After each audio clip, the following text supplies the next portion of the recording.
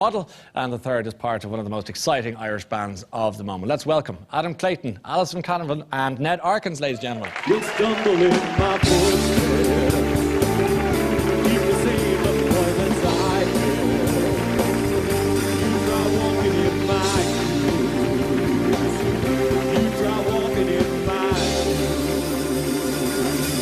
Come on, join us. You're welcome. Thank you. We were going to ask you to river dance on, but we thought, just in your own time, at your own pace. What a great way to start the show. It's exciting, amazing. isn't it? Yeah. It still has a resonance, doesn't it? It just makes me so patriotic. I remember being in New York at the time, you just feel, oh, I love being Irish. It still has that effect, I think. Walk in my shoes?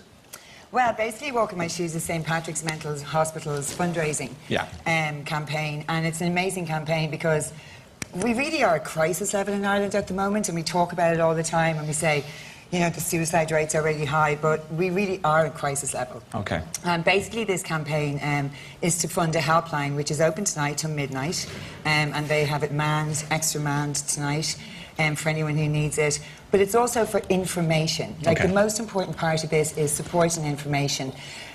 We all know the waiting lists are horrendously long in Ireland, which makes people reluctant to look for information. But we're really urging people through this campaign to go and ask for help. Get your GP to refer you. You will be assessed free of charge. So basically, they turn nobody away. Okay, and how did you get roped into this particular campaign? I got roped into it not long after I was on with you the last time. Right. Talking about my postnatal depression that I suffered after James. So somebody saw that, obviously, and they did, indeed. And they basically asked me would I like to get involved. And one of the main reasons I got involved was I started suffering from mental health issues in my late teens, and I didn't know what it was. And basically, I thought, you know something, if I knew what it was then, I probably wouldn't have suffered so bad later on. So early intervention is key in recognising signs and symptoms and getting the necessary help. Okay, so Adam, why did you get involved in such a campaign? Well, my mother was involved in St. Pat's about 15 years ago, and she passed away recently. And somebody from St. Pat's said, you know, would you be interested in getting involved? And when I heard the statistics, that it mainly affects young men, and in Ireland, you know, it's the young men between 14 and 24, very high suicide rates. That's the rock audience, that's the people we connect with. I'm kind of lucky I'm in a job where I meet a lot of young people, and it just seemed to make sense to get involved. Sure, and what sort of things are you doing vis-a-vis St. Pat's? Well, the people at St. Pat's are amazing. I mean, I give them a small amount of my time, and they arrange all this stuff for us to do, and I think the message gets out there. Okay, so you would go to St. Pat's, you'd address users and that kind of thing, and talk about your own experience in life. As often as I can. As often as you can. Okay. The thread, I suppose, that binds the three of you together is your experiences with depression. And Ned, I'll bring you in here, if I may, because you had an experience of depression growing up, and can you remember? Yeah, I mean, sure. My father was diagnosed as a bipolar at the age of 34. Yeah. So I came into the world soon after. Yes. So it's been something in my family for as long as I can remember. And to be honest, it was always something I associated with adults, you know? Yeah. People my age and younger don't deal with that stuff, you know? We're too busy living life. So when the charity Walk in My Shoes approached us and told us the statistic about 75% of mental health begins before the age of 24. Yeah. To be honest, it was really heartbreaking for me and the rest of the lads. It blew our mind to think that there's, you know, kids out there, essentially our age, that are going through these things that I see my father go through. So, well, I suppose in your own circumstances, you had that thing that a lot of people watching tonight have, which is living with somebody who has an issue. In your case, it was your dad. Yeah. And that can't have been particularly easy. No, it wasn't, to be honest. It is hard at times. Like, my father always, he talks about bipolar. It's, you know, the highest of highs and the lowest of lows. Okay. And for you as the son in the house, what was that like? Well, I was one of two sons. Probably not the favourite son, to be honest. But there you go. But it was hard at times, but like I said, when times were good, they were really good. When they were bad, you know, it wasn't easy. But okay, but and again, talking about it is what we're doing tonight to try and make it, I suppose, normalise it in many respects. When we spoke the last time, Alison, you referred to it a second ago, but it was about postnatal depression. And again, remind us what we were talking about then for people who didn't see that. Well, basically with me, I suffered quite bad postnatal depression, but having recovered from it and looking back on kind of my career, I probably had been suffering from depression for years, but my career enabled me to run from it. Okay. So I was kind of fortunate and unfortunate in a lot of ways that if I was unhappy in New York, I went to Miami. If I was unhappy in LA, I just kind of went somewhere else. And basically what you're doing is running from yourself. And with depression, you can't run from yourself because it will always catch up with you. Mm-hmm. And when I had James, it caught up with me. And I went through a lot Because of... you had to stop. Well, I mean, what was I supposed to do? I had someone else to look after. Yeah. I had a child who was relying on me. So basically at that stage, I had to deal with my problems. And I went through a lot of anger and, you know, a lot of selfish emotions, I suppose, to begin with. But at the end of the day, I ultimately just wanted to get better. Yeah.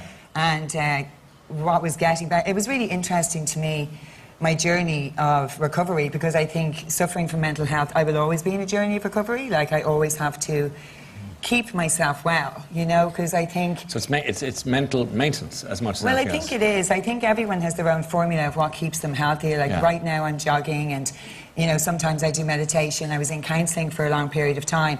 But I think as our life changes and we grow, what we need changes as well. And I just am always aware if I feel myself slipping or if I feel myself getting sad, because staying well is a lot easier than getting sick and pulling yourself back from that place again. Okay. So there's always a little bit of wariness and nerves there. And, you know, if I feel sad for a period of time, I always notice my family saying to each other, "How's Alison? Is she doing okay?" And I'm like, "I'm over here, guys. Yeah, you can talk to me, you know."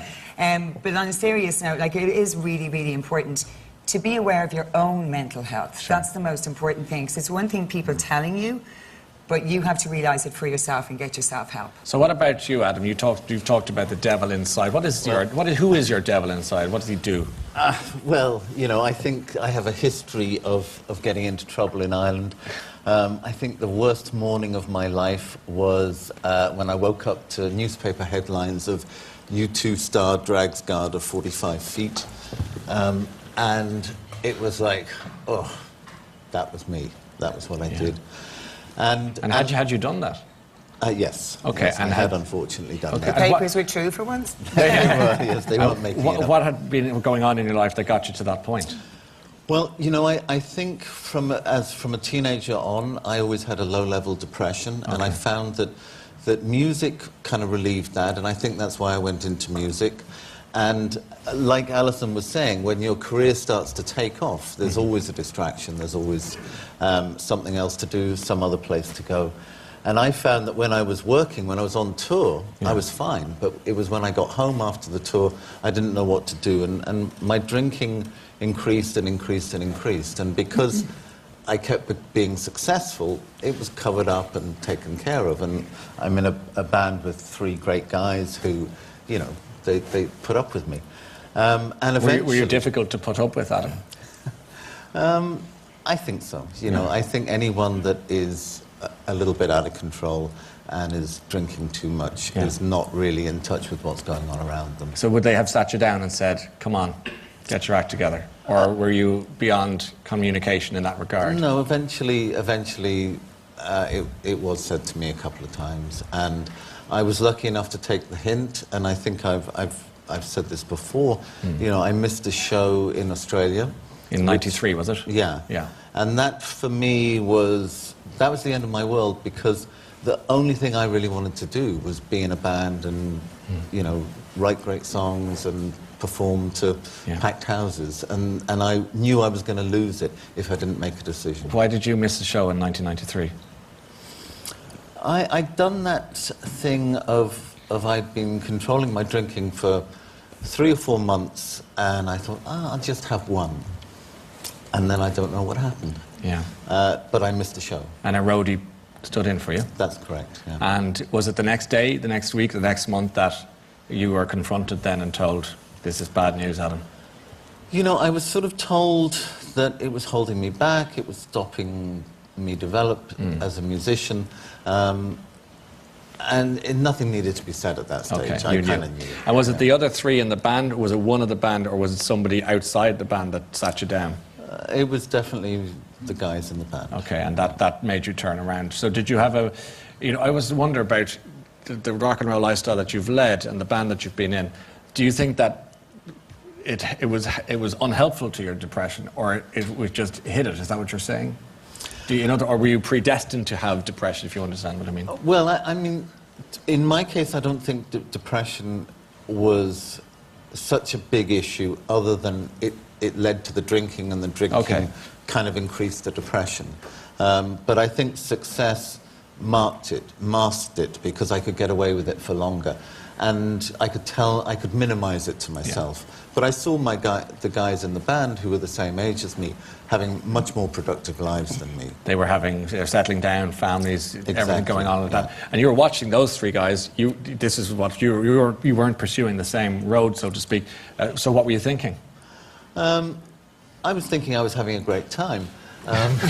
So what's wrong? Where did it all go wrong then? Do you think that the George Best thing? You know, I had a string of kind of failed relationships. I had a string of excuses for why my life wasn't going well. I had a string of excuses to explain why I wasn't as good a musician as I aspired to be. Yeah. And I just got sick of that. I got sick of it.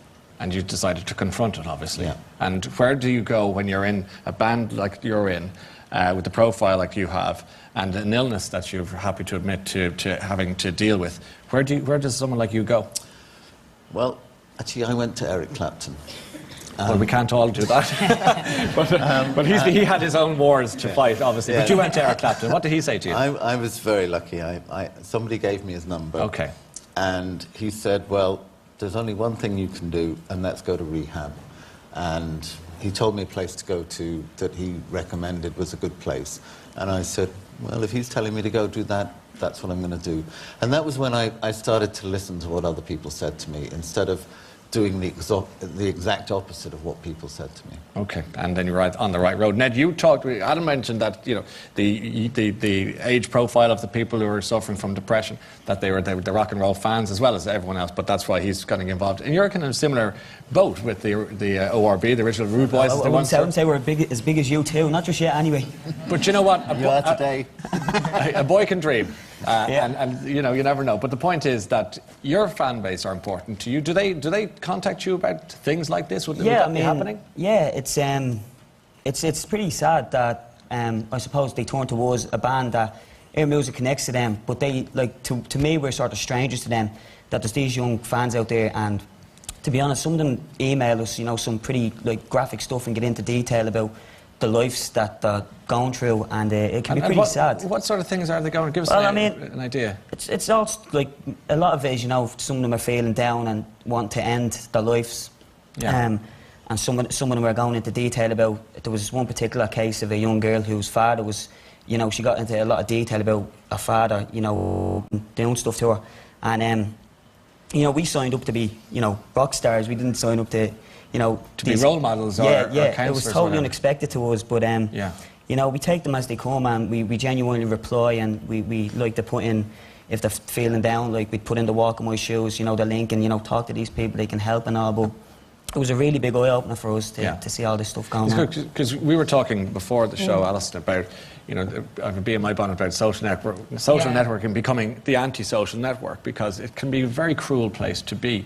And a very difficult place to be because of the pressure. And you're as a model, a very much image-based place. Yeah. And I'd be particularly concerned about kids and being online and what they have to look like and all the pressures that go with it. That's got to be dealt with, doesn't it? Well, social media is huge because it's faceless. You know, there's an awful lot of bullying that goes on. There's an awful lot of pressure, and there's no one on the other end. I think when you see someone, you know, face to face, and you're saying something to them, you know, you're not as brave, and you do see an awful lot of people who struggle. I think it's a really difficult time to be a young person in general. I think there's so much pressure on the kids. I think, you know, when we were talking in St. Pat's the other day, we were talking to some of the young boys and girls that were in there. It's not boys and girls, like 16, they're teenagers. Yeah. But, you know, I said, I didn't have a clue what I wanted to do when I was leaving school. And the minute then I got into modelling, all anybody ever said to me was, what are you going to do when you finish modelling? I mean, modelling's going to end in 2 years. I mean, I was 18 at the time. I'm still modelling, you know. So more pressure, yeah, exactly. And there was just this constant pressure all the time. And I didn't, you know, I panicked, and I did so many different courses at night. And you do panic. And I think young kids need to just, you know, we spend so much of our time worrying about what we did in the past, and then we spend so much of our time worrying about the future, and very little time just being present, and then so much pressure on trying to be happy. And happiness is, is something that, in my opinion, is fleeting, and I think it's a very misused word, because I think what we should be kind of looking for is contentment. And contentment is just being okay with yourself. It's like, it's okay not to feel okay all the time. It's okay to ask for help. It's okay to not be able to speak to your family. I couldn't. Yeah. And it's okay to not be able to speak to your friends. And that's why I always say, pick up a phone. That person is non-judgmental. There's no face at the end. They're going to listen to you, and they're probably going to offer some really good advice. Which is what you'd see the social networking situation too, for better or for worse. Yeah, absolutely. I mean, again, like just browsing on Facebook with the band, like there's a lot of followers on there, and you can see what kids are posting. And again, it's sad to see that they're turning to a faceless computer screen to express how they feel. Yeah. When there's, I'm sure they have loving family, in the other room or next to them. Yeah. That they could talk to or ring the phone, call up someone. Okay, in slightly happier news, by the way, you had good news with the band today on the album. Yes. Tell us, because we're going to hear you singing now in a second, so what happened today? It went to #1 on iTunes. Oh, well, congratulations. Thank That's good. Well done. That's great. That's good. That's not bad. And we have another #1 superstar coming up in a second with Imelda May. How's your album going? We've been working to get it finished this summer, which is what we're planning to do, and hopefully have something out by the end of the year. That's our plan. So have it done in the can by August and then out for September, October, thereabouts. that sort of thing. How are you feeling about it? Really, really good. I think it's our 13th record. We want to make the songs really count, and they're getting better all the time. Good on you. And you were married recently to Mariana. Congratulations. I'm married to the lovely Mariana. And she's with us tonight in the audience. She is here very, very tonight. well. So has that settled you? Has that earthed you at all? Yeah. I mean, if I'd known it would be this great and this easy, I'd have done it years ago. But I guess I didn't know Mariana then. Yeah. And how are you these days? I'm pretty settled. She kind of encourages me to get out the house and kind of just be a bit riskier than I used to be, and I'm up for that. Yeah, that sounds good. It's great to see you all coming in and delivering the message. It's the St. Patrick's Support and Information Line. We've put details on screen. We're going to put it up right now. And there is someone, as we were saying, at the end of the phone there, right up until midnight tonight. So it's very important, if you're watching tonight, to know that, as our friends have been saying, simply picking up the phone, there is somebody there and they care. So get busy on that phone if you need to, and all information on walkinmyshoes.ie. Ned, why don't you go and earn a crust there? Let's look at you do what you do best. Ned and his fellow bandmates felt so strongly about this subject, actually, that they gave their song Feel It In Your Soul to the campaign as the official song. So they're going to perform it now. Would you welcome, please, O or B, ladies and gentlemen.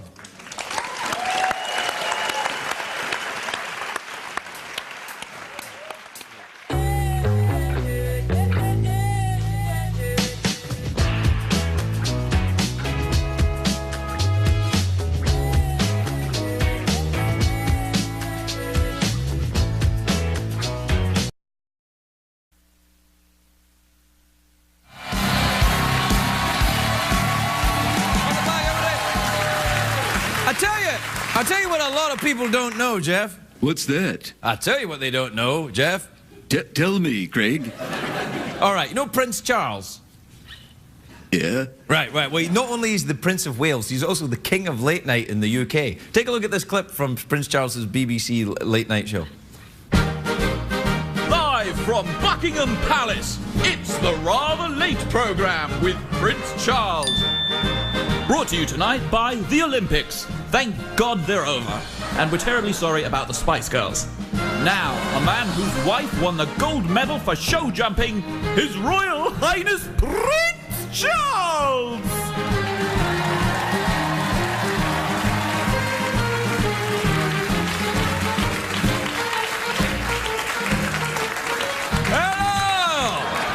Welcome to London, welcome to the Rather Late programme. I'm your host, TV's Prince Charles. All right, look at that. Yeah, I bet you're glad you got your marijuana cigarettes going on, huh? Look at that. Whoa. It's like Avatar, but more crap. That's pretty awesome, actually, isn't it? Look at that. Hey, what's going on in the news? I'll tell you what. over in America, the Republicans got Clint Eastwood to speak at their convention. I was like, wow. When I heard Dirty Harry was going to be there, I thought they meant my son, Prince Harry. He showed his penis. Now, Prince Harry and Clint Eastwood, very different, of course. One of them did something very embarrassing in front of a camera, and the other one is Prince Harry. You see what let's see what's behind the royal curtain. Oh.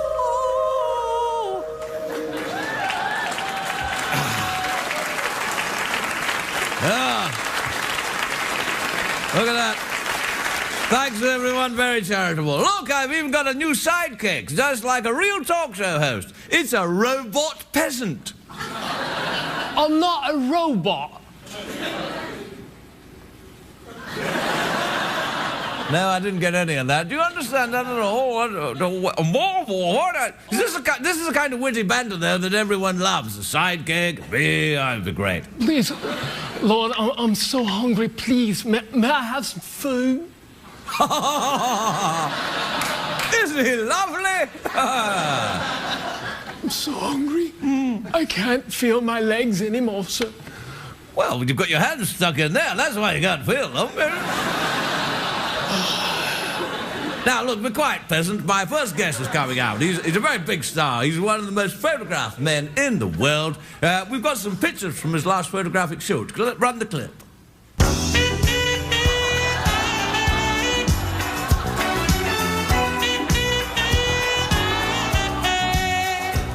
Yeah, give it up for my kid, Prince Harry, everybody.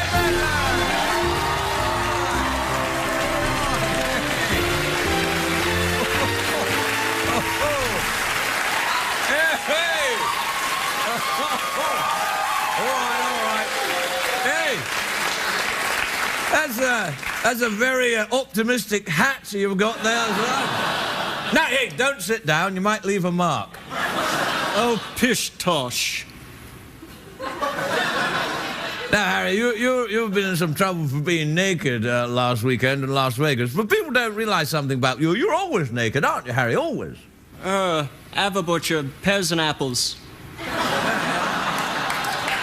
Hey, but look, it's time to reveal the truth about our family. Harry did nothing wrong in Las Vegas. We are a family of nudists. It's true, I only wear clothes when I'm on television. Show them the family Christmas card from last year. Now, as you can see, we are all nude except for Camilla, because no one wants to see that. Oh, that's it, that's the horn of completion. It means we're out of time. Is there anything you want to say in closing? Bristols, cobblers, goobly moobly, pickledy pea, barber scallywaggly ding dong. My lord, I'm so hungry. Please, some food. Oh, all right. Give him some spotted dick. Grow up. It's a food.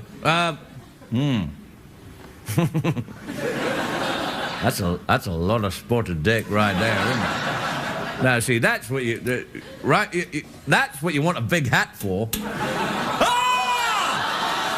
night, everybody. Good night.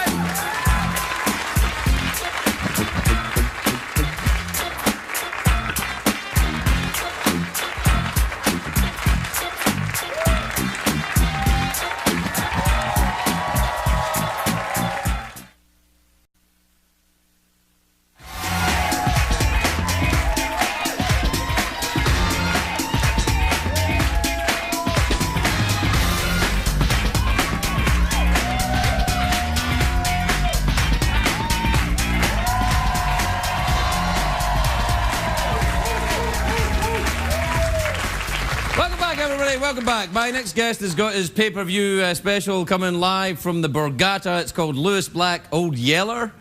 Oh, Old Yeller. Yeah. It's a play on words. Yeah, Old Yeller. Yeah. It premieres Saturday, August the 24th. Please welcome the great Lewis Black, everybody. Lewis Black.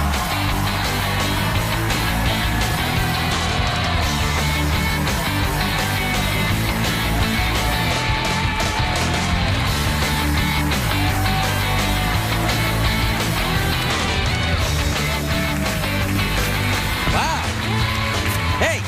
Lou, I have to say, you smell fantastic. I mean, you look great and everything, but you smell. What is that?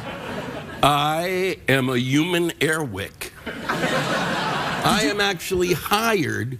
Some people plug that thing into the wall. I come and sit. I come to your house. If the snacks are right, I ask for snacks. Yeah. And a check.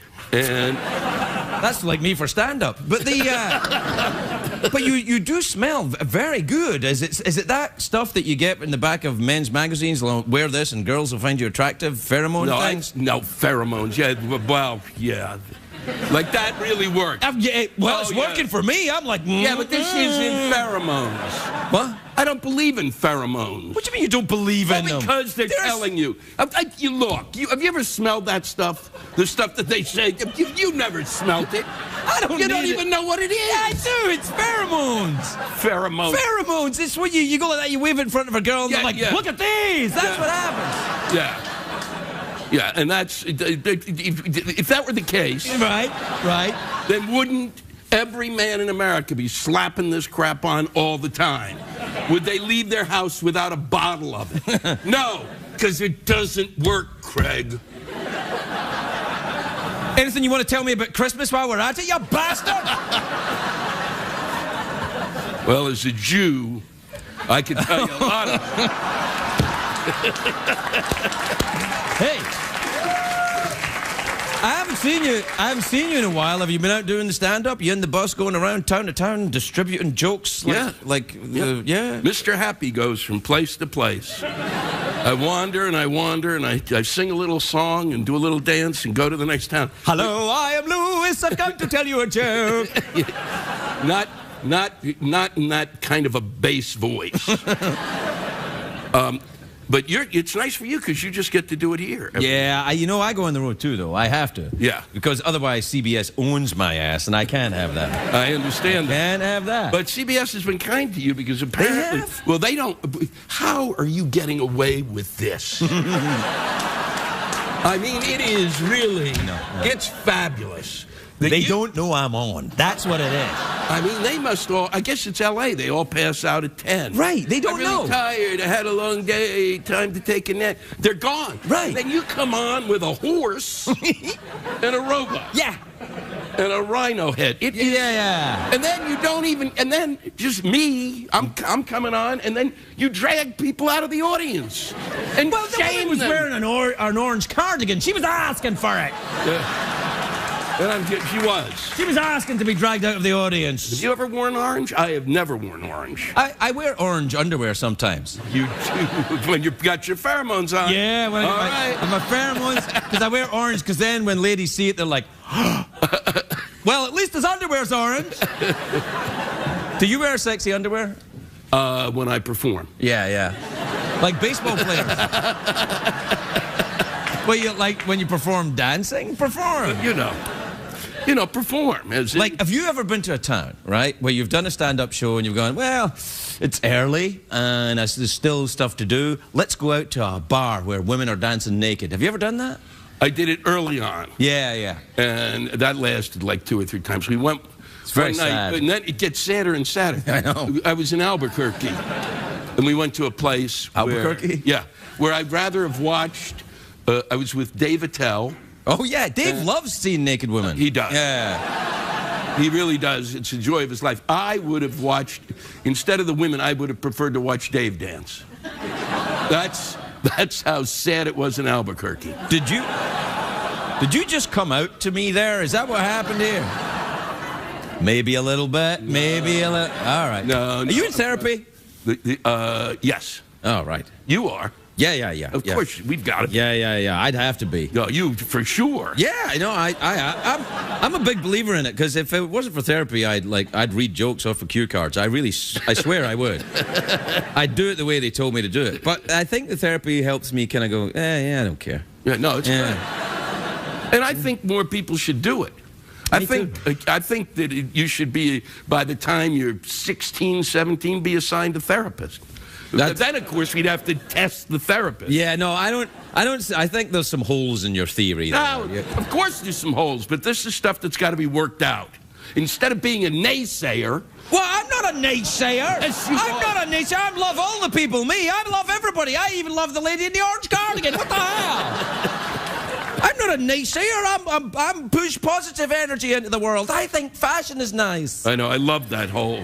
I love that. You want to have a go at it? And I kind of did, but you do it. It's magnificent. It's a breakthrough in the form. I think so. I think this is. You're going to see a lot of guys doing it now. Leno, Letterman, everyone's going to be going to. Oh yeah.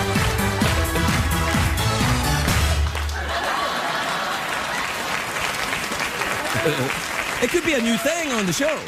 That's the most exercise I've had in a week. What about golf? Do you play golf? Yeah, I actually just came back. I was down in Torrey Pines with my friend Kathleen Madigan. Well, yeah, you know, Kathleen's lovely. Yeah. And and another friend of mine. I think you guys should get married, you and Kathleen. No. Yeah. She doesn't enjoy this scent as much as you do. I don't know. I think you clearly adore each other, and you know, come on. But that's the best of all possible worlds. We adore each other and sleep with other people, and that way we will always. You can be adore married each and other. do that. You can't, honey. It's a joke. I was kidding. It's gonna be a long ride home for you. Yeah, it's all right. So you don't play golf? I do play golf, and that's what we were doing. We were playing golf. I was 4 days. Yeah. Are you any good? Good is relative. I go from playing like Jerry Lewis in a round, right? Jack Nicklaus. Wow. It's like that's a wide range. Well, there are two people in me fighting to be the golfer, and one is just got no sense of its body at all. Right. And the other one is just he's an athlete who was, genetically bred for the game. And they fight the whole time. That's going to work against you. I only took it up like a year ago. And you're probably better than I am. No. Yes, you are! No. Yes, I know you are! No, I'm terrible at it. I'm terrible. I would play with... Are you teaching yourself? Or you have a teacher? No. I took a couple of lessons in Scotland, but I haven't had any here. In Scotland? Yeah. Well, I'm originally from there. Yeah. You didn't know? No, I knew. We've known each other for a while. I'm sure it came up at some point. I didn't know you flew back to get a lesson. Well, I don't go for a golf lesson. Because that's impressive. No, you go back to well, gotta go to Scotland. Golf lesson time. No, it's 5,000 miles, man. I can't do that. No, but and you only took 2 lessons. I started playing golf when I was about 10 years old. Across the street from where I lived in Maryland, Silver Spring, Maryland, where my father worked, there was a government place he worked at, and around it was this golf course, a 9-hole little like dirt track golf course that I could play for like a quarter, and it was the only place I could get to outside of my bathroom where I could be alone. You know? So did you go to the golf course to masturbate? Is that what you're telling me?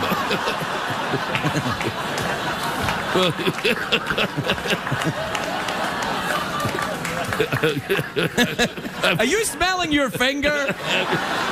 You're like, yeah, I did. We have to take a break. No. Yeah, we have to take a break, but we'll come back. Okay, but I won't remember the first part. Well, neither will anyone else. Okay. We'll be right back with Lewis Black. Everybody. We'll be right back.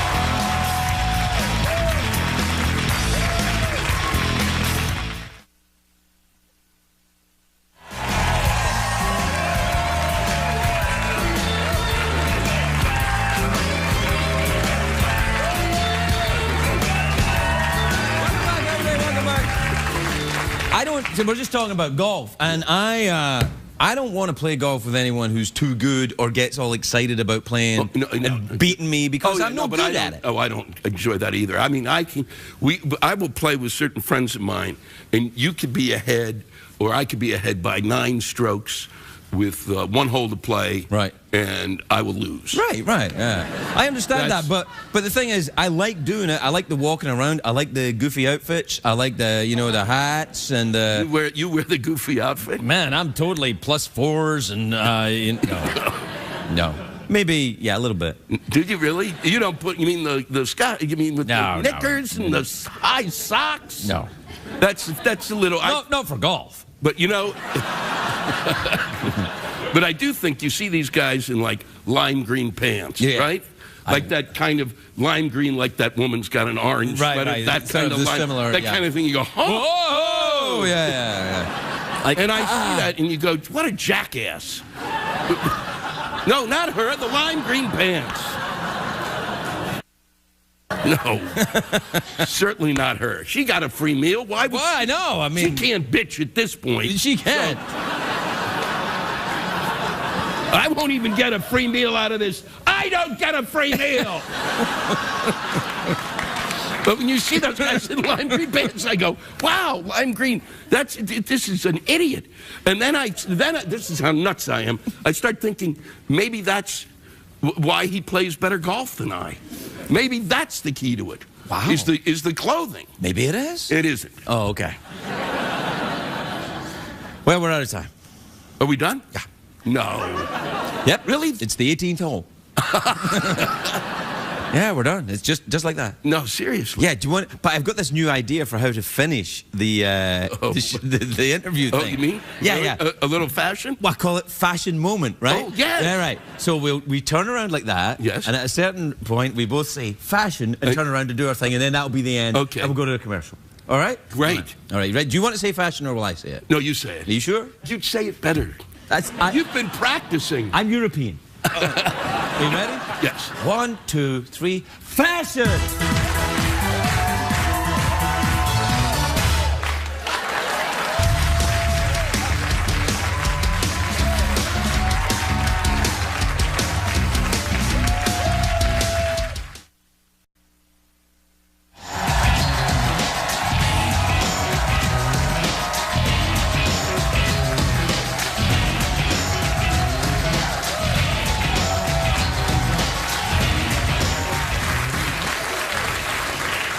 I was seeing if you would pack it in before I did, but clearly you're just as desperate as I am. My next guest is a very beautiful actress. She stars in Strike Back, which is Friday nights on Cinemax. Please welcome the adorable Rona Mitra, everybody. Rona Mitra.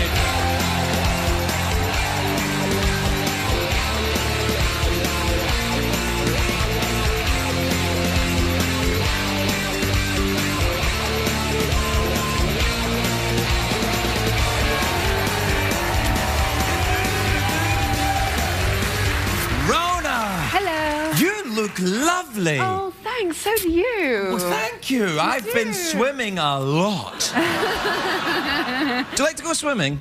I'm not a big fish, actually. More of a cat. Cat? You like to go pawing? What makes you cat-like? Oh, I like to look at it and keep a distance and maybe put... Oh, water! Yes, I see. Yeah. What were you talking about? No, I was just like, the cat thing. I was like, I was thinking, how does a cat get exercise? But they don't really, unless they're killing something, they don't really exercise. They play with balls of string and... You seem to have studied these creatures. Do you have cats? No, not anymore. I did. You killed your cat? What happened? I ate it. No. Your cat shuffle along? Somebody, do you know what? Someone took my cat. I had this amazing, this is not really that poignant, but someone actually took my cat. Wait, stole it? Yeah, his name was Django. He was sort of like a little baby mountain lion, and how awful. Well, he thought he was, I think he thought he was a superhero, and at night he used to just take off and fight crime and sort of dart along the rooftops. I'd see him. The only thing he was missing was a cape. And somebody thought he was amazing, so they took him. Well, that's a ghastly business. Give him back. Yeah. You know, I heard that also happened to a rhino recently as well. Where is the rhino? The rhino's behind you. Oh, hello.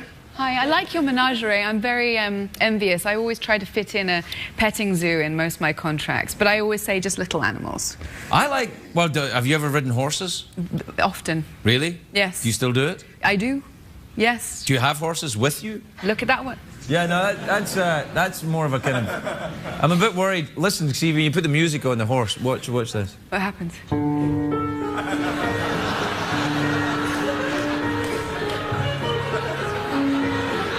All right, that's enough. I didn't want to scare you, but as you can see, it's not really a friendly horse. Medication. Yeah, no, it's a serial killer.